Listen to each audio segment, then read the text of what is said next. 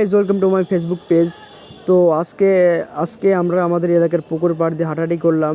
আর এই পুকুর পাড়টি অনেক বড়, তাই ভাবলাম আপনাদের সাথে শেয়ার করি।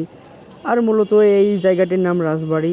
অনেক আগে রাজা রাজধানী গোসল করতো এখানে, তারা এখানে বাস করতো, তাই এই জায়গাটির নাম দেওয়া হয়েছে রাজবাড়ি। তো আমরা হাওয়া খেতে খেতে যাচ্ছিলাম।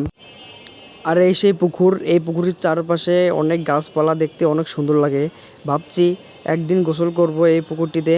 আর আপনারা আমাকে বেশি বেশি সাপোর্ট করবেন, যাতে আপনাদের ভালোবাসায় অনেক উপরে উঠতে পারি। আর গাইজ, আমার ভিডিও কেমন হয় মতামত জানাতে ভুলবেন না। তো এদিকে আবার এসে দেখি গোসল করার সিঁড়ি রয়েছে। আর হ্যাঁ, এই জায়গার নাম রাজবাড়ি। এখানে হয়তো রাজা রানী গোসল করতো। আজকের ওয়েদারটা অনেক সুন্দর ছিল, তো সব মিলে ভালোই লাগলো। আর এখন মাঠের দিকে যাচ্ছি।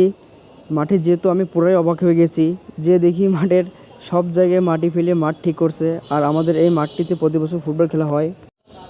খেলার আয়োজনটা একটু বড় করেই করে। আর মাঠের পাশে মাদ্রাসা, এবং আমাদের এই মাঠটা কিন্তু অনেক বড়, তো ঠিক করলে হয়তো অনেক সুন্দর দেখা যাবে, সবাই খেলতে পারবে। আর গাইস, দেখুন আমাকে স্বাগতম জানাতে কারা আসতেছে, আপনারা একটু অপেক্ষা করুন। আমার অনেক বড় ফ্যান, এই যে আমার ফ্যানরা আমাকে স্বাগতম জানাতে আসছে।